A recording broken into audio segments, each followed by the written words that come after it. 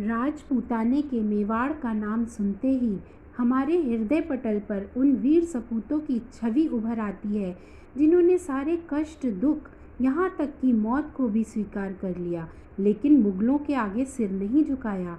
यहाँ ऐसे वीर हुए हैं जिन्होंने मातृभूमि की तन मन से सेवा की है, लेकिन ऐसे भी वीर हुए जिन्होंने तन मन के साथ धन से भी सेवा की है। आइए आज हम एक ऐसे ही वीर सपूत भामा शाह के बारे में जानते हैं, जिन्होंने तन मन के साथ अपना धन भी लगा दिया मातृभूमि की रक्षा के लिए और अपना फ़र्ज़ अदा किया। दानवीर भामा शाह का जन्म 29 अप्रैल 1547 ईस्वी को मेवाड़ के एक वैश्य परिवार में हुआ था। उनके पिता का नाम भारमल था।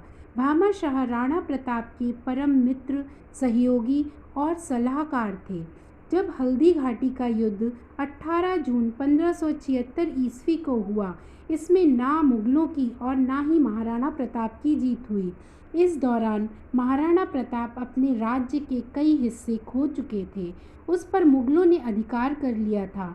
महाराणा प्रताप उनके सामने झुके नहीं और लगातार संघर्ष करते रहे और मेवाड़ के कई हिस्से मुगलों से आज़ाद करवा लिए, किंतु आगे लड़ने के लिए अब उन्हें बड़ी सैन्य शक्ति चाहिए थी और उनके पास धन का अभाव हो गया।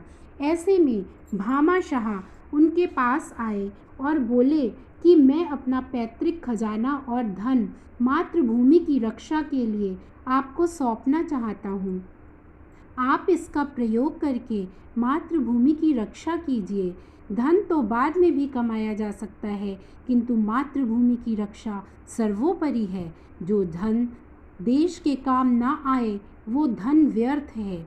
महाराणा प्रताप भामा शाह की भक्ति और राष्ट्र प्रेम को देखकर गदगद हो गए और उन्हें गले से लगा लिया।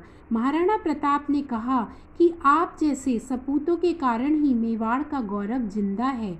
आपके इस कार्य को संपूर्ण मेवाड़ सदैव याद रखेगा। हमें आप पर गर्व है। और उन्होंने भामा शाह के लिए ये पंक्तियाँ कहीं। भामा जुग जुग सिमरसी आज क्यों उपकार, परथा पुंजा पीथ ला उयो प्रताप एकचार। मतलब, हे भामा शाह, आज तुमने जो उपकार किया है इसे युगों युगों तक यह देश याद रखेगा। भामा शाह ने महाराणा प्रताप को इतना धन दिया जिससे 25,000 सैनिकों का 12 वर्ष तक निर्वाह हो सकता था। भामा शाह के इस सहयोग से व अपनी वीरता से महाराणा प्रताप ने कुछ वर्षों में ही मेवाड़ को अकबर से मुक्त करा लिया। सन 1596 में मेवाड़ आज़ाद हुआ। उसके एक वर्ष बाद महाराणा प्रताप का देहांत हो गया और उसके 2 वर्ष बाद भामा शाह का देहांत हो गया।